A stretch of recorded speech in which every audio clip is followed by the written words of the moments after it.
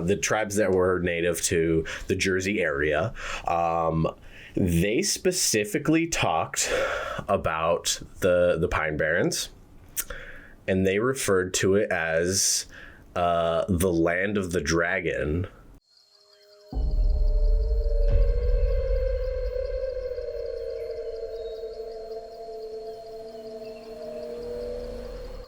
Welcome back to the Fictitious Dark, where we explore the lines between truth and the fictitious. And today's episode, we are diving into the Jersey Devil. The Jersey Devil is one thing that is definitely a prime example of what I think what we touch on here a lot of what it was and then what the story was. Because this one is definitely lots of stories attached to it that are definitely questionable of truth or fictitious. I am here with my co-hosts. Go ahead and introduce yourselves. Hi, I'm Josiah. Hi, I'm Rick. Awesome. So, about to get Italian up in this boy. Yeah, because we're going to New Jersey. Now, I don't know how much research you guys did. I was able to do a little bit, not too much. I've had a busy schedule. So I suppose whoever wants to go first on their findings of the Jersey Devil. Before we get into exactly what is the Jersey Devil, I suppose that's the question. Well, it's the state recognized demon. The Jersey Devil is apparently the officially recognized demon of New Jersey. I thought they were a hockey team. Well, they are. I mean, that helps a little bit, Mm-hmm. But Rick, why don't you go ahead and I'll come in once I have stuff to add. Sounds good. So, let's just start with the definition of who and what is the Jersey Devil. The definition I have here, it says the New Jersey Pinelands is home to miles of pine trees and sandy roads, but is also home to New Jersey's most infamous resident, the Jersey Devil. Designated in 1938 as the country's only state demon, the Jersey Devil is described as a kangaroo-like creature with a face of a horse, the head of a dog, bat-like wings, horse, and a tail. For more than 250 years, this mysterious creature is said to prowl through the marshes of southern New Jersey and emerge periodically to rampage through the towns and cities. So, I think it's only fitting that we start with the first story of how the Jersey Devil supposedly came to be. And it starts with the Mother Leeds story. Because it's also called the Leeds Devil. Yep. Leeds, and I believe Leeds, New Jersey. There's like a town named Leeds, New Jersey, as well, in southern New Jersey. But all right. So reading through the story, as a legend has it, in 1735, not 1935, 1735, a Pines resident known as Mother Leeds found herself pregnant for the 13th time. Leeds is also, like I said, the name of the New Jersey's earliest settlers, and there are many descendants of the Leeds family throughout New Jersey. Mother Leeds was not living in a wealthy situation. Her husband was a drunkard who made few efforts to provide for his wife and 12 children. Reaching the point of absolute expiration upon learning of her 13th child, she raised her hands to the heavens and proclaimed, "Let this one be a devil." Mother Leeds went into labor a few months later. On a tumultuous, stormy night, no longer mindful of the curse she had uttered previously regarding her unborn child. Her children and husband huddled together in one room of their Leeds Point home, while local midwives gathered to deliver the baby in another. By all accounts, the birth went routinely. The 13th Leeds child was seemingly a normal baby boy. Within minutes, however, Mother Leeds' unholy wish of months before began to come to fruition. The baby started to change and metamorphosize right before her very eyes. Within moments, it transformed from a beautiful newborn baby into a hideous creature unlike anything the world had ever seen. The wailing infant began growing at an incredible rate.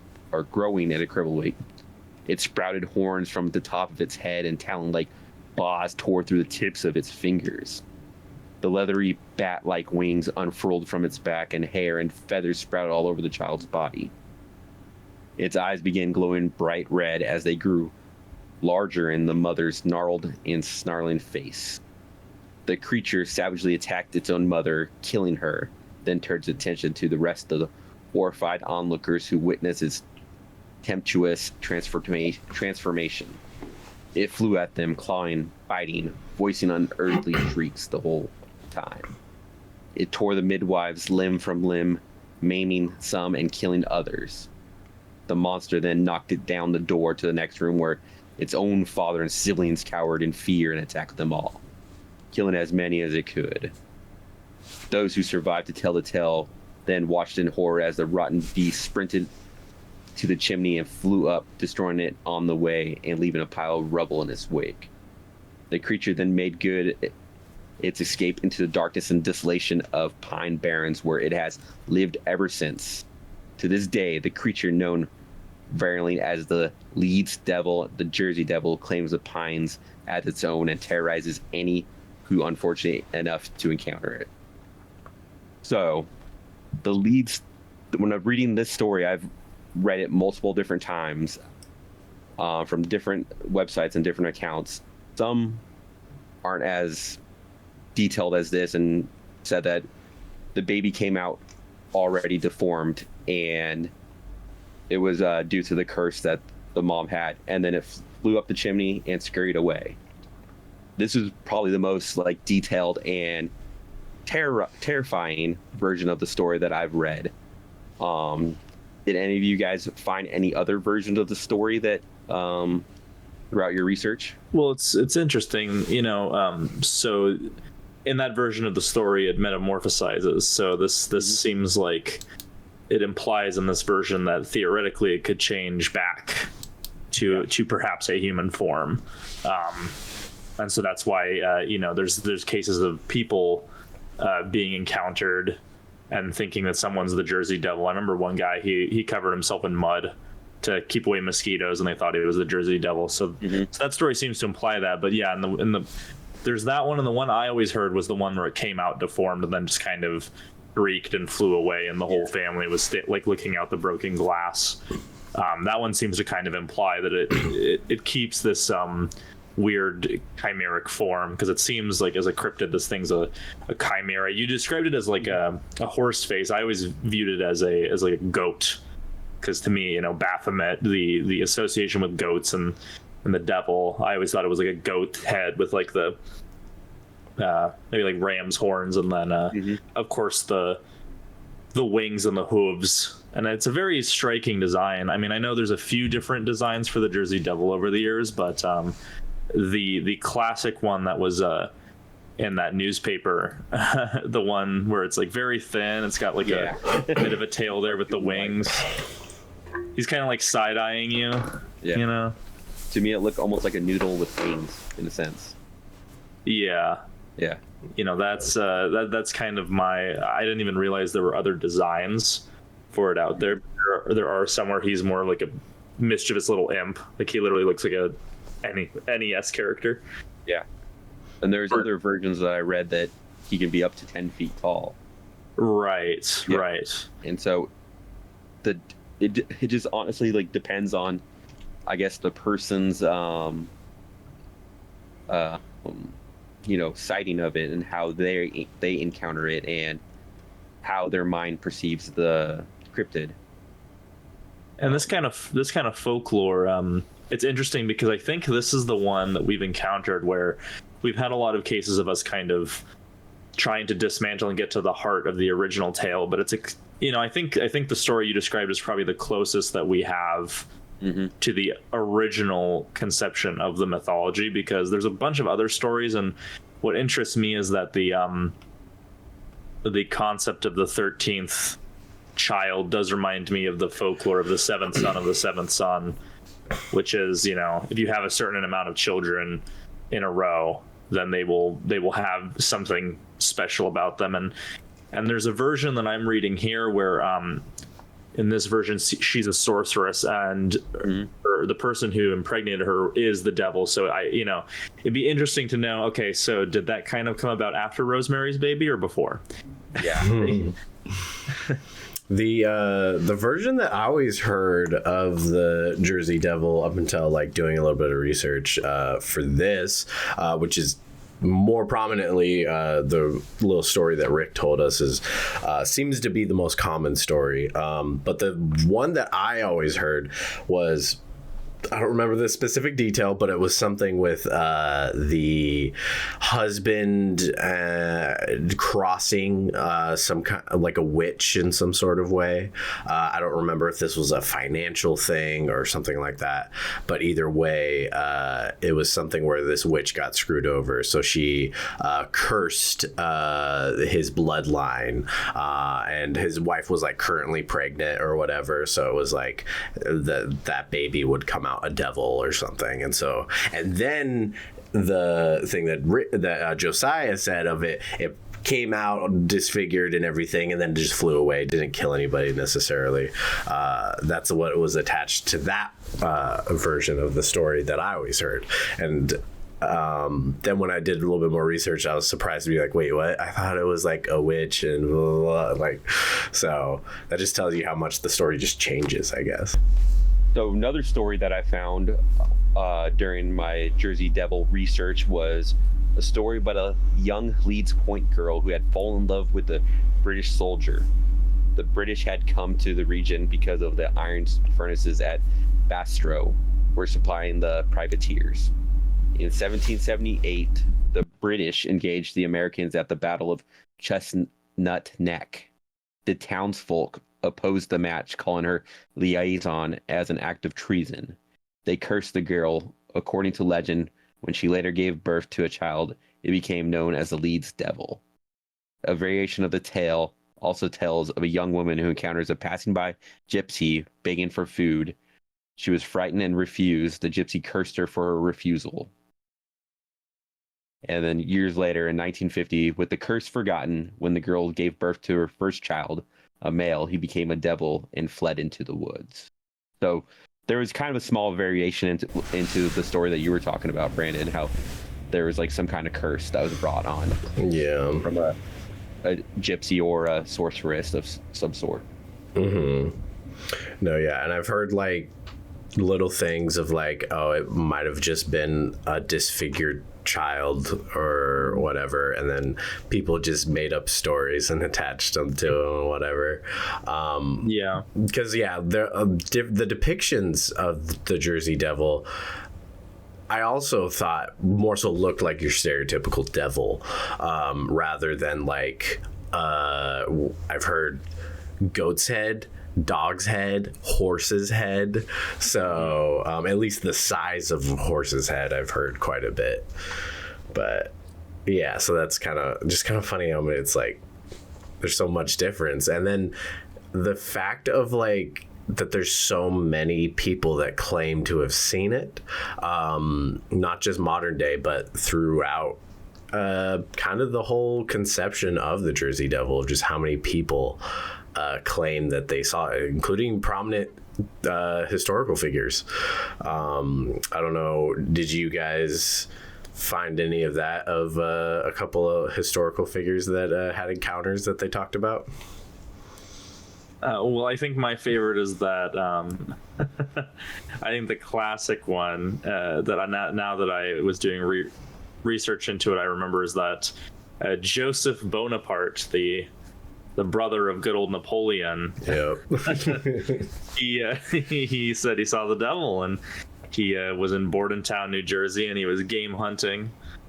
And the story goes that he fired a cannonball at it and nothing happened. It just flew away.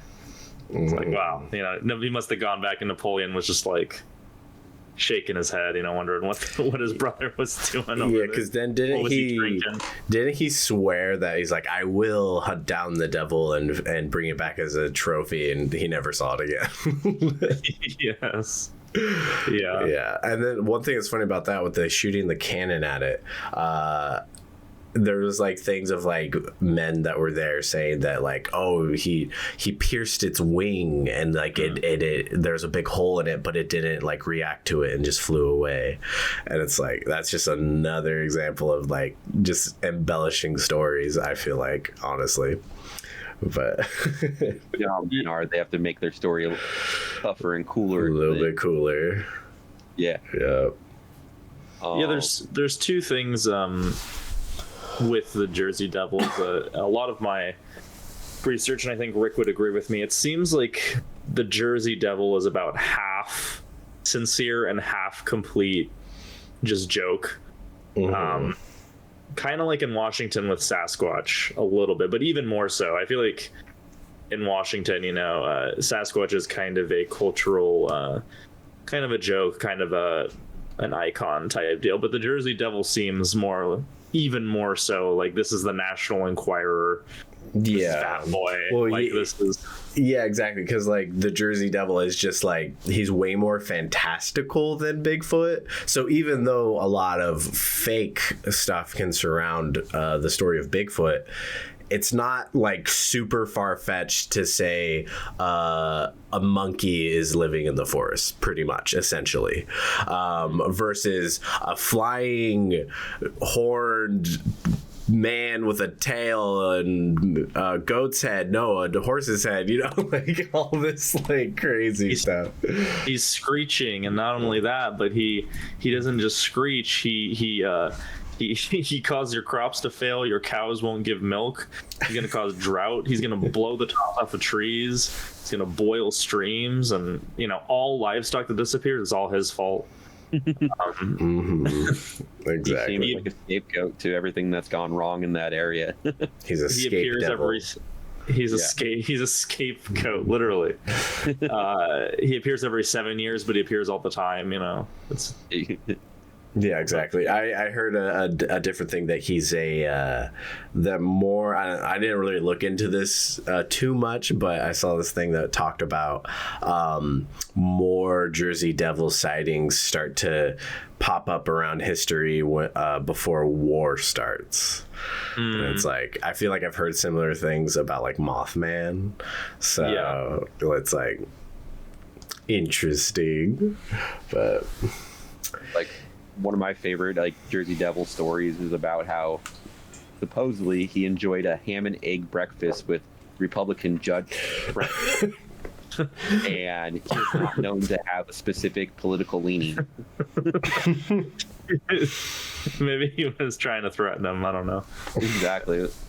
I think the one where I was doing research where I realized like, oh, okay, like this is a lot of this is a joke, was the one where the guy was like, oh yeah, in 1870 I saw him cavorting with a mermaid. He was serenading it with his screeches, and that's how I knew. That's when I get to the mermaid story is when I was like, okay, this this is a little tall tale here.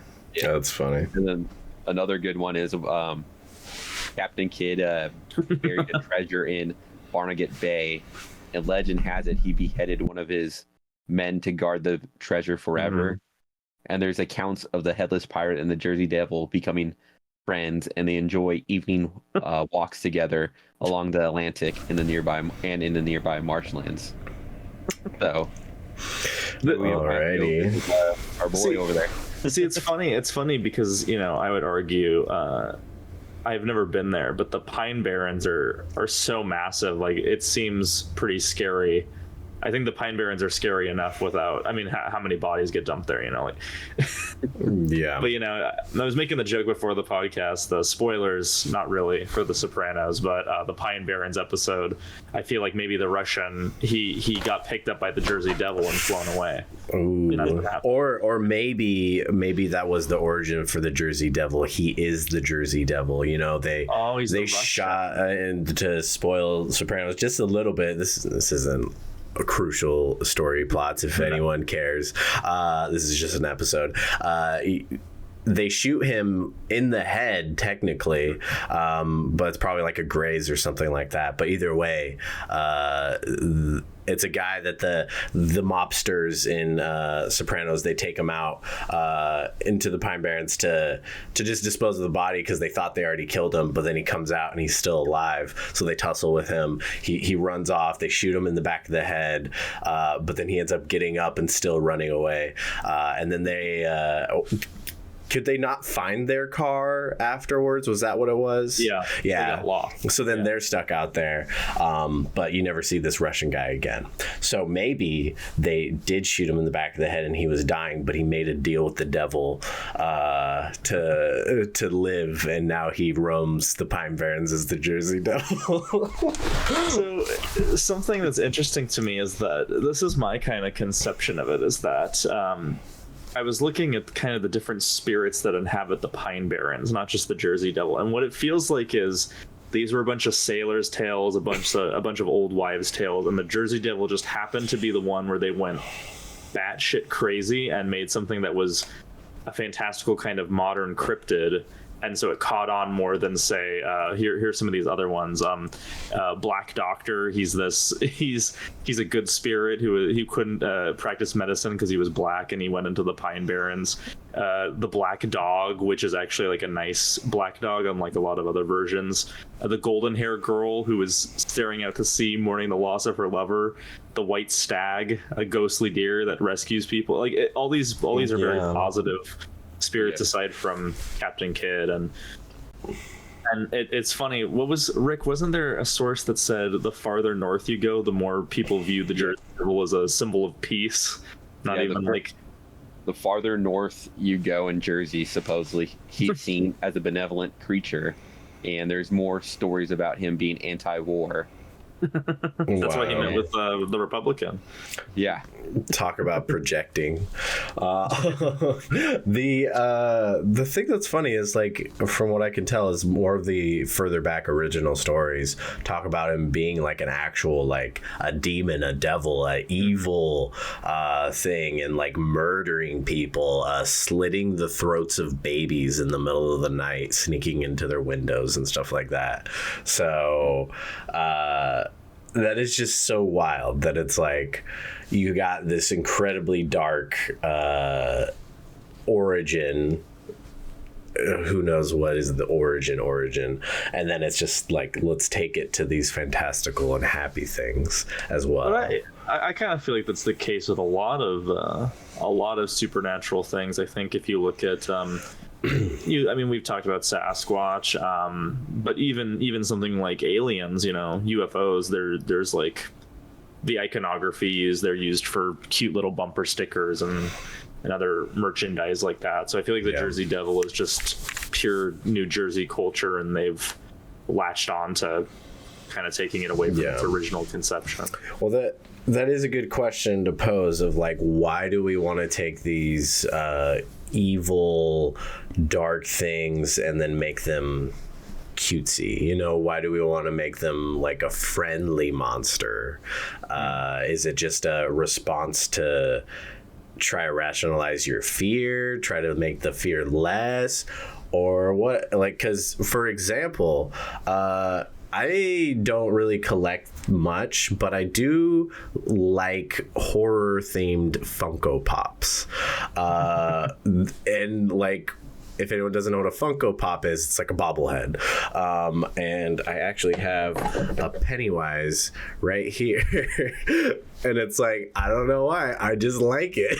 And it's like, but this is supposed to be scary, but in this form, it's definitely not. And like, okay, here we go. I even got Jason right here. So I can't explain to you why I like it. It's just, and like, I have absolutely no desire to get any other type of Funko Pops. I only want the horror ones because it's like, I just think it's neat for some reason. But I couldn't explain, like, on a psychological level, like, at all why, So it just seems like whatever that phenomenon is, it's kind of part of that. But it's almost like like the power. They're trying to take like the power of the airy and mysteriousness away from it and make it into a novelty that that they could use as a monetary way of like improving their state or bringing tourism maybe to their state. Like, what does New Jersey have that's going to bring any tourism to it besides like maybe the beaches there? I have no clue. I've never really researched New Jersey much, but to all the New Jersey people that are watching, I'm not hating. I just don't know. I'm just ignorant. There's at least one confirmed hoax, because there was that $10,000 reward in 1909 where there was hundreds of encounters within just a week. Like a trolley car gets attacked. The police in Bristol fired on it. Nothing happened. Unidentified footprints. He went all the way through South Jersey to Delaware and Western Maryland. He wasn't even hanging out in Jersey. Schools got closed. Vigilante groups were in the countrysides. The Philadelphia Zoo posted a $10,000 reward. Yeah, like I said, and they offered a bunch of. There was a bunch of hoaxes, including a kangaroo that had claws and bat wings. So they painted that kangaroo with green stripes. I think it's safe to say that, like, if you close schools, I mean, you could say that maybe the kids were hysterical and they just said we can't deal with it right now. But it seems like 1909 was a point where people, the late 1800s kind of stuff with Joseph Bonaparte and all this other stuff, it eventually came to a head where people genuinely believed that there was some kind of thing out there. Yeah. Well, there was a specific week in January of 1909 where there was 30 sightings in that one week. And that's, I think, what took it from being like a folklore into like, modern, legend. Yeah. It was close enough where people were actually able to document it on newspapers, whereas possibly in the 1700s and 1800s it was more of a word of mouth that the creature got, passed on by. Yeah, I read something about like the Leeds family being such a cornerstone of the state that these legends kind of came from calling this is similar to the reptilians thing we talked about in the aliens episode. People were calling like, oh, that Leeds devil, like they were calling them devils, and then that spawned potentially the folklore off of that, because you have a few kids who are like, the Leeds devil, oh, I bet it was that old woman and her kid was a goat thing that flew out the window, something like that. Yeah, exactly. The one thing that is always interesting about the cryptids and like, I mean, it's different for a lot of them, but just for a lot of like mysterious creatures and everything, they're usually around some type of vast unexplored forest or whatever. And it's like, do you think that we as people are just like, that location is so mysterious, so then we just make up these stories to attach some type of creature that's just as mysterious that could live in the forest? Because you look and it's so big and everything, and you're like, oh, anything could live in there. Anything, and I'm gonna make up the story, of a quite fantastical thing because just how mysterious the forest itself is. I mean, do you think that's the reason why, or do you think like there is more mysterious things that do happen around stuff like that? I mean, I'm not an expert, but there's places like the Bermuda Triangle, and I feel like that place doesn't really have like a specific creature. That is a place where the location is enough to be mysterious. But I think you throw in some woods, you throw in some animals spotting you in the dark, seeing their eye shine, and then actually, just to go back to what I said earlier, I was not incorrect, but apparently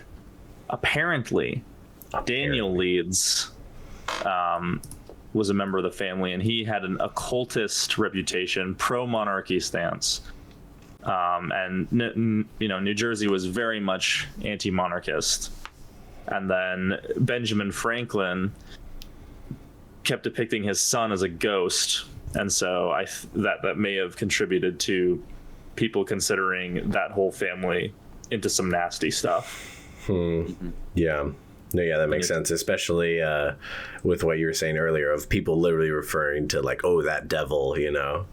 It's like it just kept exaggerating. Their family crest is a wyvern. It's like it's a bat dragon creature, which is what some articles called the Jersey Devil too. It looks like a wyvern. Like, I mean, it's like Vlad Dracul. They had the Order of the Dragons. They're like, oh, that's like the dragon. They're agents of Satan.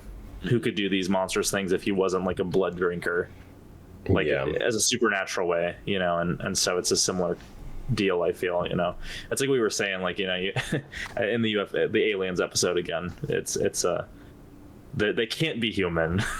Yeah, they're so abnormal. They must be supernatural in some way. Yeah, exactly. I'm wondering if if the Leeds were like a prominent family in New Jersey and they had a lot of hate and baggage in the community, and they haven't been talked about very fondly throughout history, it seems like now. No.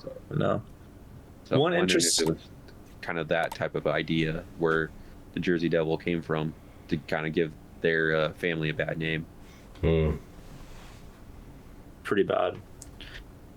One thing is a suggestion, because the the Jersey Devil is known for these horrible blood curdling screams, is there's people who think that the Sandhill crane may have found its way into New Jersey, and think about it. Let's say it's nighttime, or it's like sundown, and you see like the shadow, or like you get hit in the face by like one of these things screeching as it goes by you. It's gonna seem like it's some kind of bat-winged devil.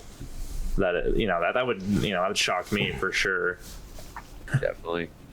And any kind of like animal like that would have like the body style of the Jersey Devil. They kind of bob their heads, There's I also saw a thing of the I think it's called the gray horned owl. That is native over there, and the one thing about owls is if you ever do actually see an owl in person at night, they are creepy, especially because when it comes to forest owls, at least, they're so much bigger than what you would normally think. And their wingspan, depending on the owl, some of them can reach up to 6 feet, if not bigger than that, with the wingspan. So yeah, you're driving and you see that ginormous thing come swoop down real close to your car just for a second, and you've heard about the Jersey Devil or whatever before, you're gonna be like, oh my god, I just saw the Jersey Devil, because yeah, that is super freaky. I remember one time when I was a kid, I had like cats and stuff, and I grew up on the reservation, and so we just had a bunch of woods behind our house directly. And I saw, like, out on a patio with the light shining and everything, the cats were just freaking out. They're looking up in the sky and the trees. They're just freaking out. It's like, what are they looking at? They're just like super freaked out. And so I open the door and look out there, and it was like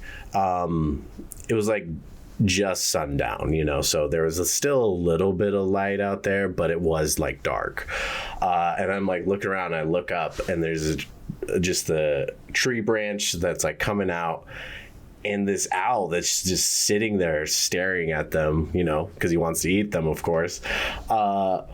But like the size of it looked like a person was standing and just like sitting in that. I was like, when I first saw it, like I freaked out. I was like, what is that? And I was like, oh, that's an owl.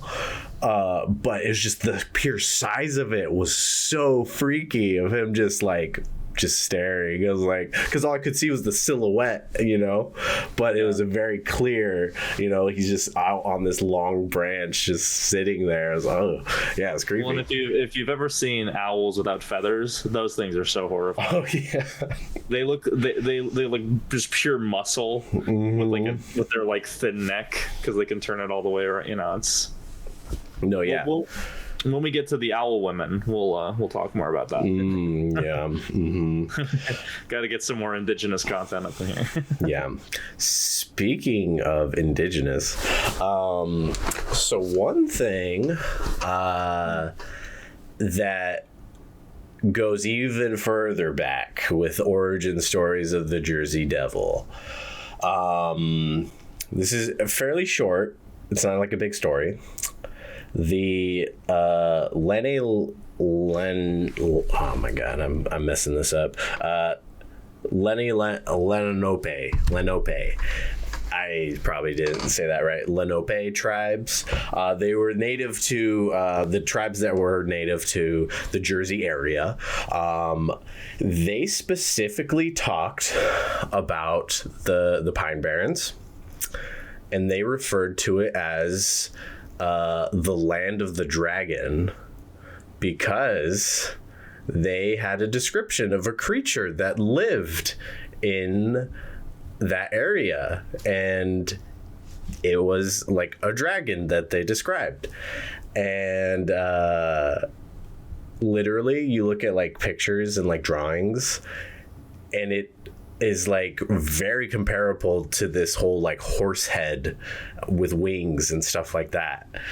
And so it's like, okay, so what if, there was big forest, all sorts of creatures that go extinct or whatever, something like a dragon that actually lived out there, and maybe they just slowly died off or whatever, but around that time maybe there was just like one or two still around when the Jersey Devil stuff really started in like the 1700s and whatnot. So I don't know, like, what kind of coincidence is it that the natives for like a very long time before a lot of this Jersey Devil stuff have this story of a dragon that fits the description of the shape of this horse head and wings and everything, and then people just make up this other story of a creature that had, and they describe it, but they just have like a crazy different idea of what it is, but they describe the same shape, the same silhouette, So it's like, what is that? What does that mean? Where does that leave us? Does that mean there was actually some type of strange creature out there that, I don't know, maybe it was a dragon, a smaller kind of dragon, or was it something else? Maybe a weird bird. I don't know. We need to do the dragons episode. We do need to do the dragons episode, because there is actually a lot of interesting things when it comes to like conspiracies surrounding dragons and everything. I think, do you guys remember the first time you heard about the Jersey Devil? I know for me it was some obscure documentary, one of those unsolved mysteries type things, where I heard the version of the story where it was the lead, the lead's 13th son and all that. I've always heard the name Jersey Devil, but I never actually heard like a story attached to it for a long time, because I remember hearing and seeing little things that mentioned it, talked about it, but never went into like details of what it was. And so I was always confused. I'm like, what is this, just like a folklore thing? Like, what is this? And yeah, it wasn't up until honestly the last year or a couple of years that I actually heard the actual story. Yeah. Same here. Like, all I knew was it was from New Jersey, and the Devils, the hockey team, was named after the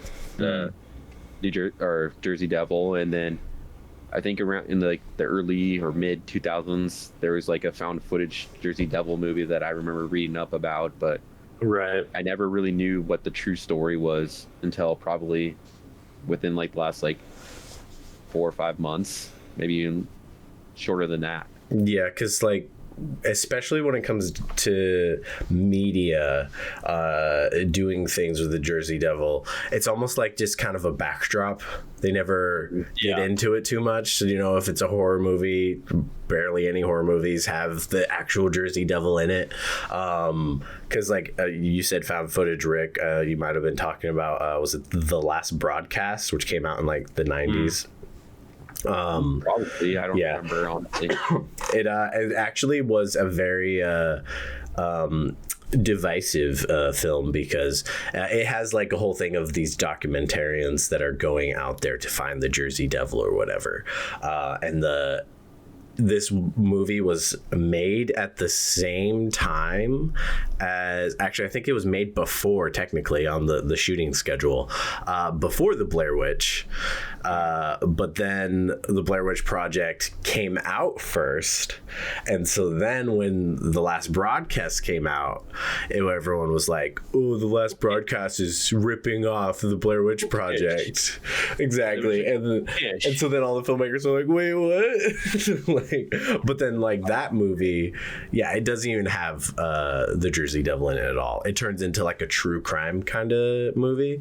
Very divisive, because if you see it, I won't spoil it, but the ending is like, for some people it ruins it, for other people they like it.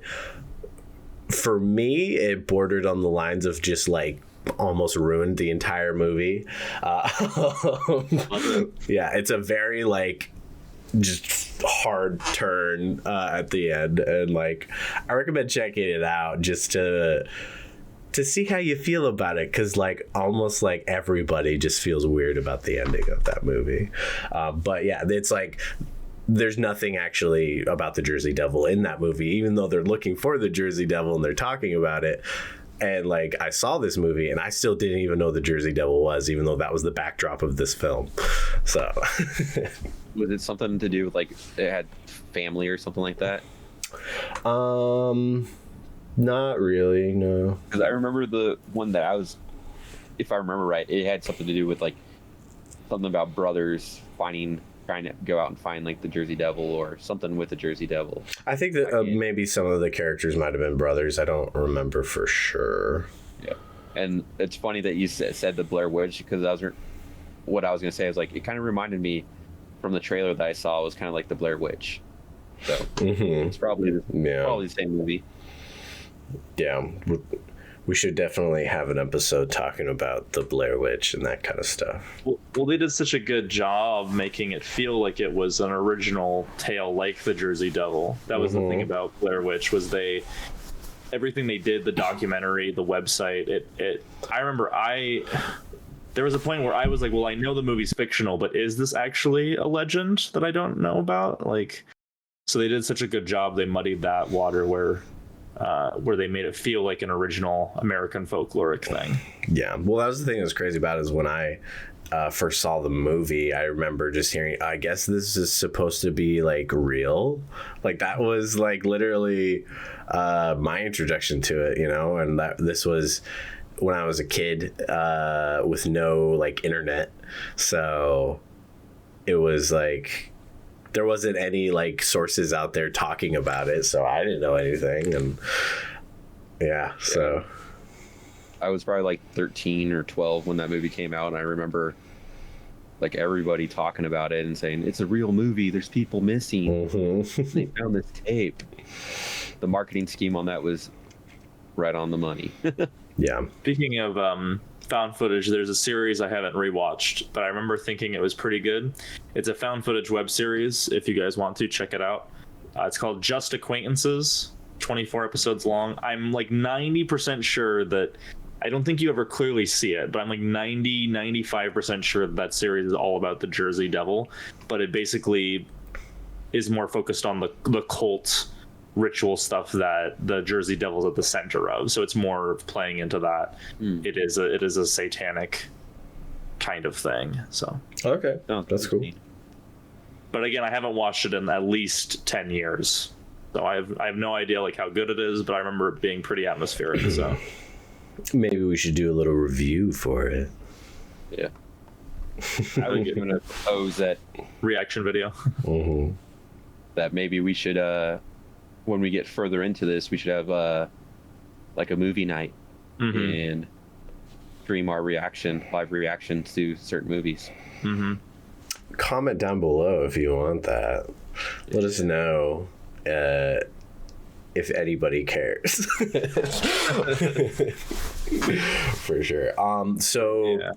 The idea of the Jersey Devil, though, where it is just this story that really got pretty wacky and crazy. Do you think that people do this because, like, clout chasing, like they're just trying to be included in sounding cool, or do you like what is your take on the reason for all these stories? I think there's always an element of that, no matter what kind of fictitious dark topic you pick up, is that there's going to be a certain element that they want to feel unique. They want to feel involved in the culture around them, or they want to validate perhaps they want to validate their beliefs about the supernatural, or they are just trying to feel unique, that I have this story that I can tell people. Obviously there's people with genuine encounters that they firmly believe are true, but I don't think it's necessarily clout chasing. But I don't live in New Jersey, so maybe there is like a what's your Jersey Devil story, that's always going to be kind of a thing. I have those people where it's like, do you have a Bigfoot story, or do you have a Skinwalker story? Rick has 2 Skinwalker stories, so he's already got me beat. Watch the Skinwalker episode.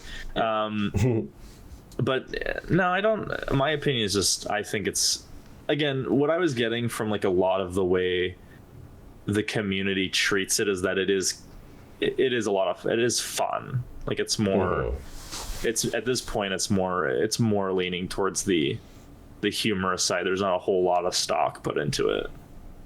To me, it was almost like a cultural phenomenon for like New Jersey, where everybody's become wrapped into it, and it's almost like a sense of FOMO if you don't have like a Jersey Devil story, and it's not almost like you're not like a real New Jerseyan, if you haven't seen it or experienced the Jersey Devil. And I also read, coming up with that idea to support my idea, is that modern sightings of the Jersey Devil, the cryptid has started to look different. And there's been ones where they've explained that it looked like Sasquatch. There's ones that are like a bird, or even cougars. And then there's one that's like super publicized, that it's a hairy humanoid with a deer head, not a demon head, a deer head with glowing red eyes. And so it's almost like the idea of the Jersey Devils evolving and becoming an amalgamation of all these different ideas that, like you said before, of people seeing these animals at night and not knowing what they are, and trying to describe their like own personal, story with them.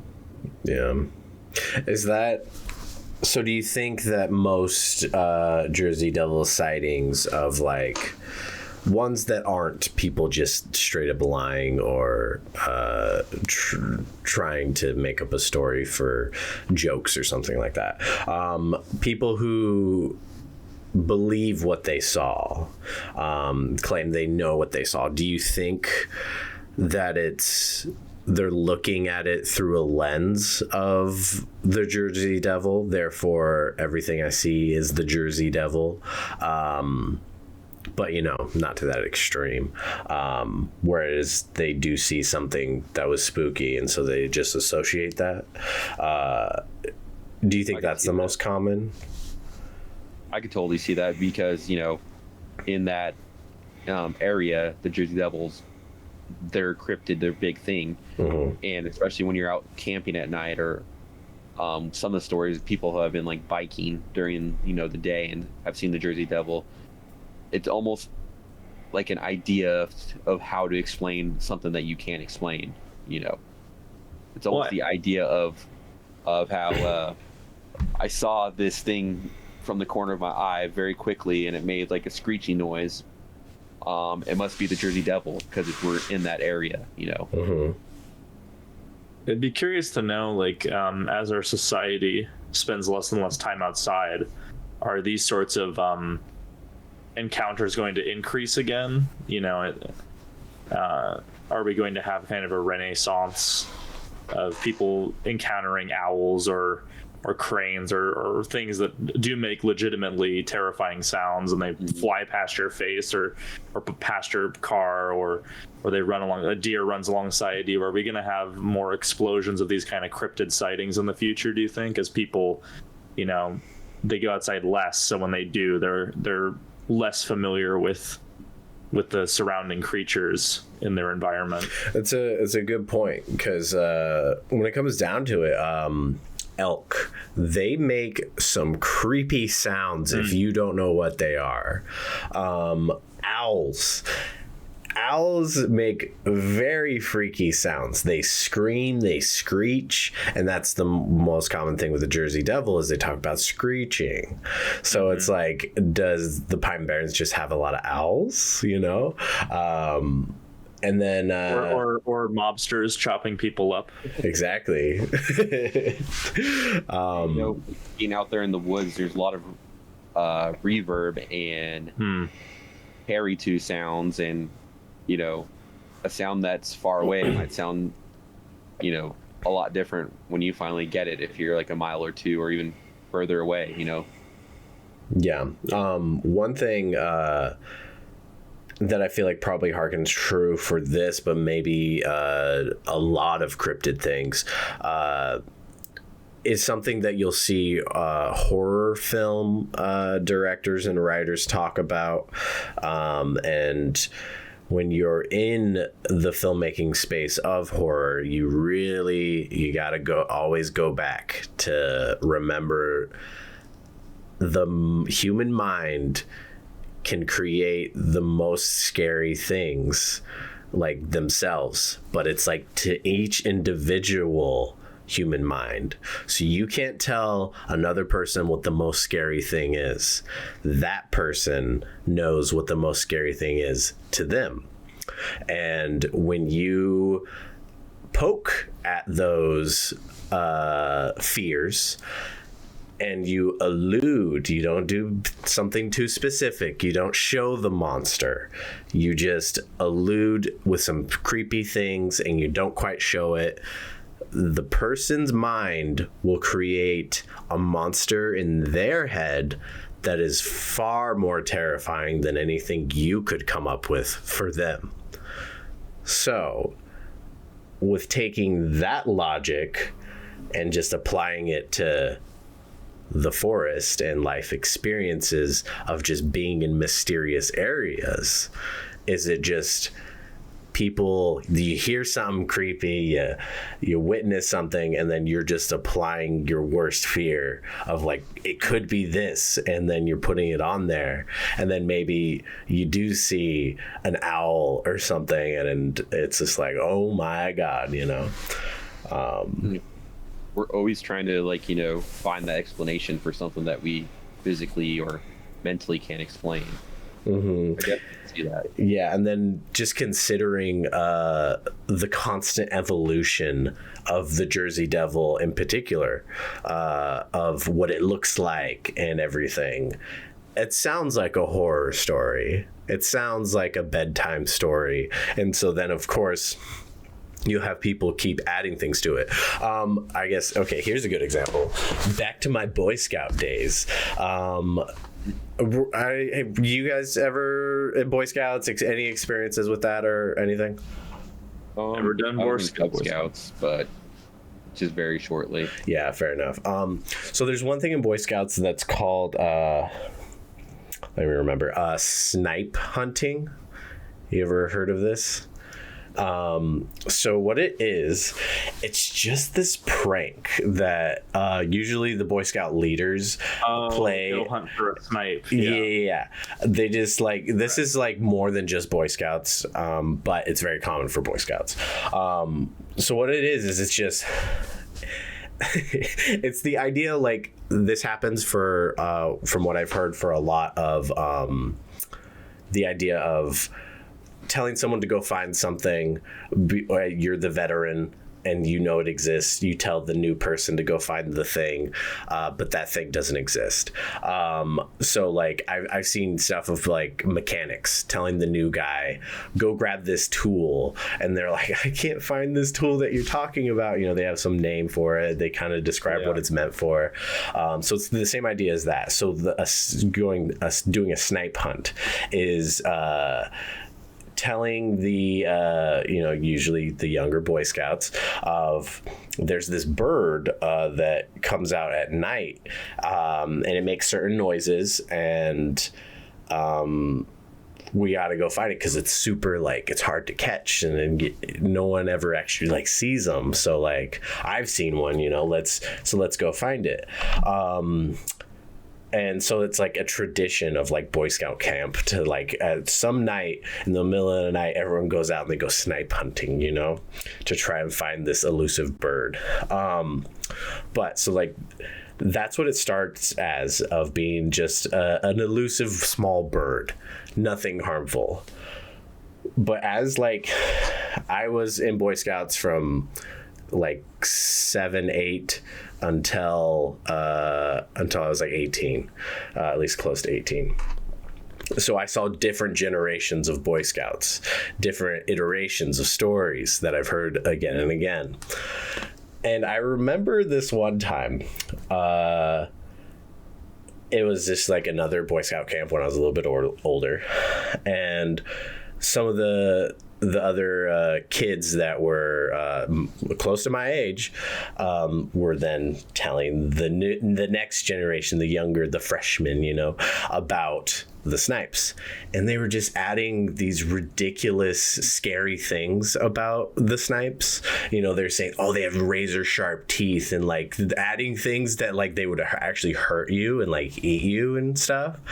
And I remember just like, be like, where did that come from? Like, you're turning it into like an actual, like, a terrifying thing, where that's not what it started as, at least from my experience. And they had to make it all of a sudden scary, and it's gonna eat you. And it worked on some of the Boy Scouts. They were scared. They couldn't sleep because they thought that there was this scary creature, like they pretty much described like a velociraptor that's just hiding in the bushes and is gonna eat you. And it was just so funny because I was just like, you're going too ridiculous. They're not gonna believe you. And some of them did. And what's funny is like what that always kind of reminded me of is like good horror movies and then bad horror movies.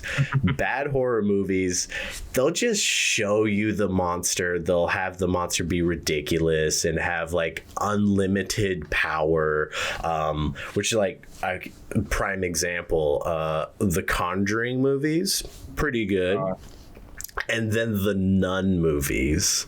There is absolutely no rules that the nun demon has to like abide by.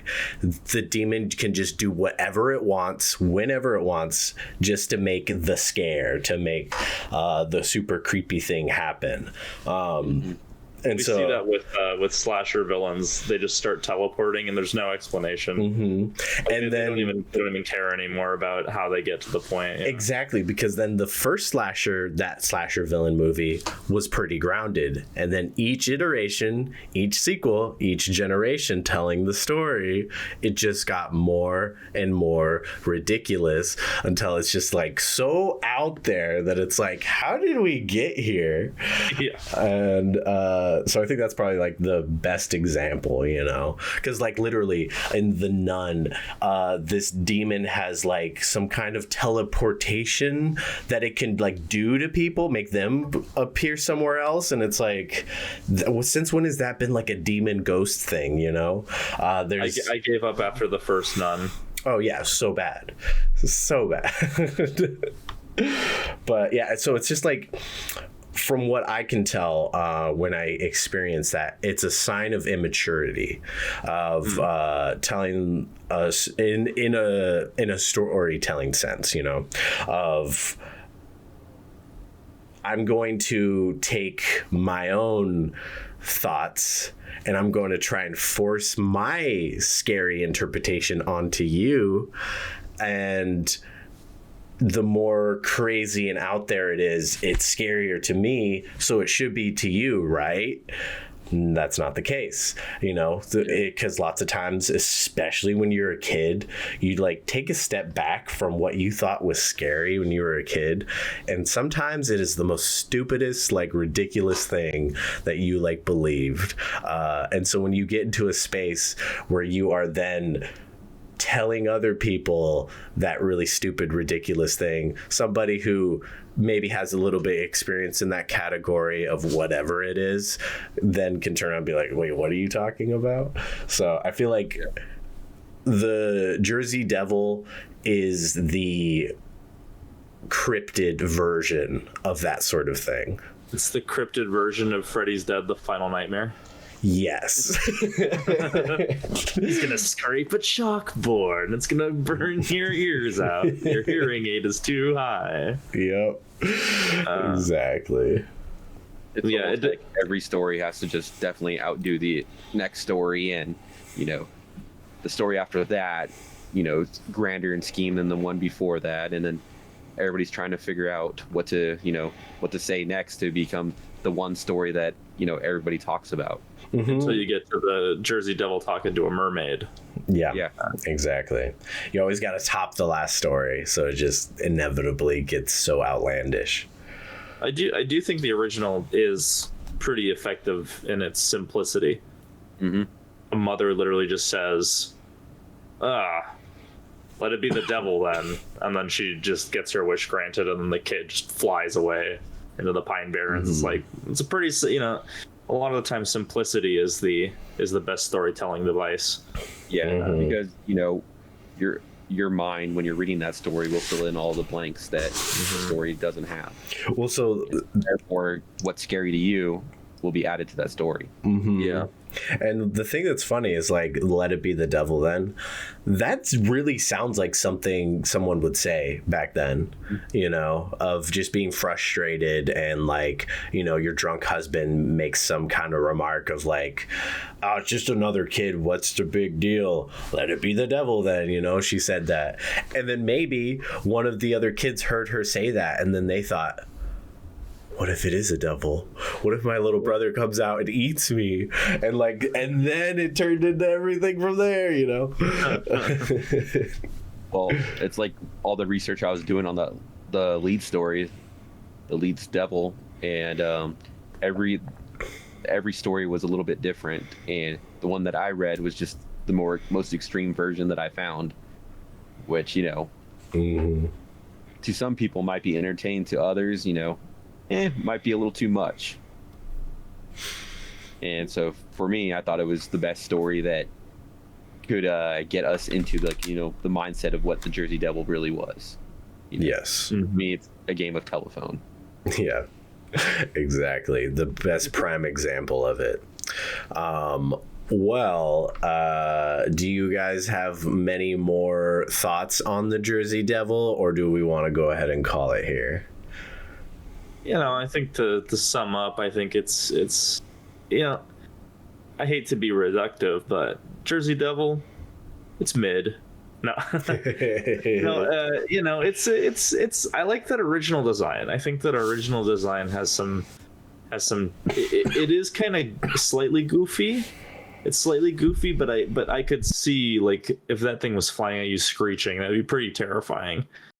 You know, so I give it props for being very unique. I like the original backstory. I kind of like that it is woven to the fabric of history of New Jersey. It's all these people have seen it, you know, Bonaparte, Ben Franklin's wrapped in it, you know, like all this stuff. I do like these elements to it. Do I think it's real? That's not really what the podcast is about necessarily, but I would say overall it's, you know, it's good fun. It's good fun, you know. Could you do like a good Jersey Devil story? I think if you lean into some of those Rosemary's Baby things, you could get something out of it. Yeah, and I mean, who knows? Maybe as far as the theory that I've referenced a couple of times now of creating your own poltergeist out in the world, like that's not just like in your house or whatever, of giving your fear and energy to something, and then whatever goes on with the idea of what a poltergeist is, of whether it's just an energy culmination or whatever, and it's like negative energy, and so then it creates a manifestation of something, and then maybe some people actually did see or have seen things that are more of an actual depiction of what people talk about the Jersey Devil being. That little theory that I have kind of applies to everything of could be, could not be. I don't know. If you believe in ghosts, you believe in poltergeist, then it's a possibility, I guess. You can't really deny it. But because that's what it always comes back to for me, of this doesn't sound real. There's these things that I don't quite believe, but there are people that are very adamant, and they had an experience that was more than just a blink of an eye, and they filled in the blank with their mind. They really did see something, and they're adamant that they saw it. So what could that be? If that is true, if they did see something, did they actually see the Jersey Devil? Did they see a culmination of negative energy that attached itself to this story?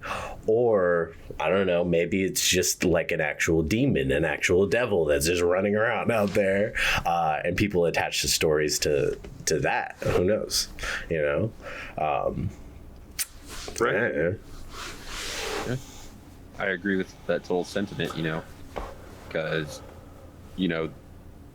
after going through these last, this is number 7 episode, some of them I don't have like the most belief in, but there's plenty enough of, story and legend behind them where, a lot of people, plenty of people have, believed on them and passed on the stories.